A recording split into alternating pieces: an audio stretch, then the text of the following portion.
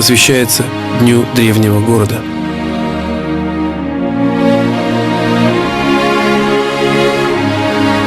В III веке до нашей эры свободолюбивые племена хунну перед внешней военной угрозой объединяются в военные союзы. Непрекращавшиеся войны хунну требовали объединения сил. Объединенные племена начали создавать центры для обучения воинов, изготовления оружия в массовом порядке и хранения продовольствия. На севере начинают строиться крепости. Один из крупнейших городов был создан на слиянии рек Селенги и Уды. Город-крепость начал создаваться как мощный военно-административный центр с металлургическими и ремесленными мастерскими, где изготавливались вооружения для хуннских отрядов.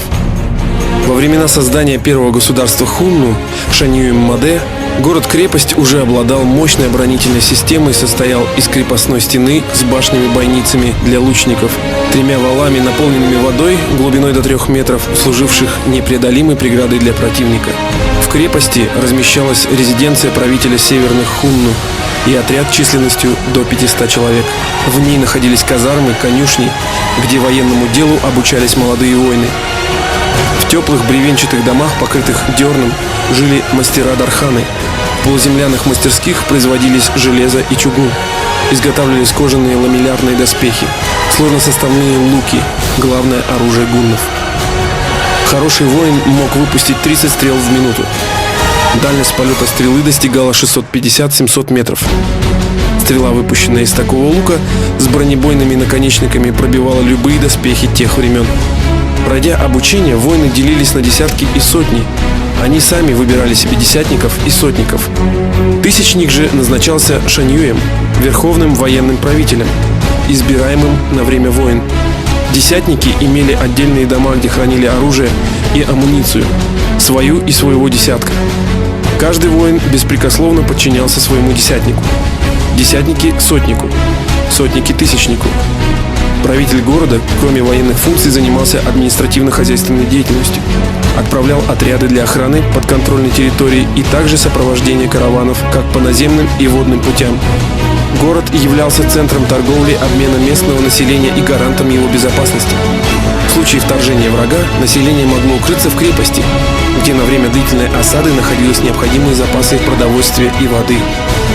Хунну гуманно относились к военнопленным, так как сами не принимали рабство, и размещали их в поселениях, где те свободно могли заниматься хозяйственной деятельностью, платя определенный продналог в виде урожая, проса или пшеницы. Пленные описывали жизнь у хунну как веселую и явно не горели желанием вернуться на родину, так как по законам Поднебесной империи пленных и перебежчиков ждала смертная казнь. Сами же хунну были не только воинами, они любили заниматься хозяйственной деятельностью, разводить чистокровных лошадей и дагообразных собак. Было развито ювелирное искусство, а по строительству деревянных домов с круговой системой отопления им не было равных. Гунны были также прекрасными мелиораторами. Они строили искусственные каналы и использовали их для орошения полей и сенокосных угодий. С каждым годом численность городского населения возрастала, и к 4-му столетию своего возникновения уже достигла 5000 человек, о чем говорят археологические данные, собранные за последние 100 лет. В эпоху расцвета государства хунну город стал крупнейшим хозяйственным и культурным центром северных хунну. Но к середине 3 века нашей эры в государстве хунну произошел политический кризис, который впоследствии изменил историю мира. Южные хунну, попав под влияние Китая, развязали междоусобную изнурительную войну с северными хунну. С востока на северных хунну нападают близкородственные племена Сянби, а с севера – динлины. Хунну вынужденно оставляют города-крепости, которые тотально уничтожаются врагами. Городские жители, старики, женщины и дети, чтобы не быть обузой для армии, делают длительный переход в горы Тарбагатая. От 20 до 30 тысяч всадников, отвлекая неприятеля, вели с ним тяжелые арьергардные бои с превосходящими силами Сянби, прикрывая отход населения, не имея возможности даже похоронить павших. 2000 километров Сянби вели неутомимые преследования отступающих хунну. Только в 155-158 годах хунну оторвались от противника, вступив на земли финно-угорских и самодийских племен, ставших для них добрыми соседями и союзниками. В Западной Сибири потомки неукротимых хунну уже под названием гунны продвигаются и расселяются на равнине Средней и Нижней Волги. Современники писали о том, что великий вождь гуннов Аттила был невысок, широкоплеч, имел темные волосы, узкие глаза и редкую бороду. У гуннов также существовал обычай деформировать голову путем удлинения темной области и наносить в случае гибели близкого родича ритуальные порезы на своем лице, показывая боль и сострадание. От этого внешность гуннов была настолько непривычна для народов, обитавших на просторах от Каспийского до Средиземных морей, что их вид внушал им ужас. Поклонялись хунну, впоследствии гунны, небу, земле, огню и духам умерших предков.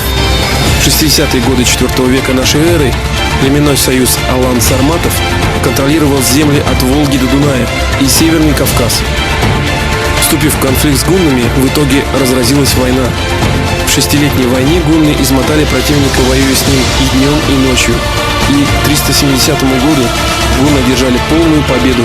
Часть аланов-сарматов вступили на службу гуннам, часть бежала к своим союзникам, готам. Так начиналось великое переселение народов. В 375 году кавказские гунны наносят удар с тыла вестготам, перейдя Мертвое море, Севаш, Северного Крыма. Разгромленные вестготы в панике бегут в Римскую империю и просят убежище у императора Валента. Но это уже другая история.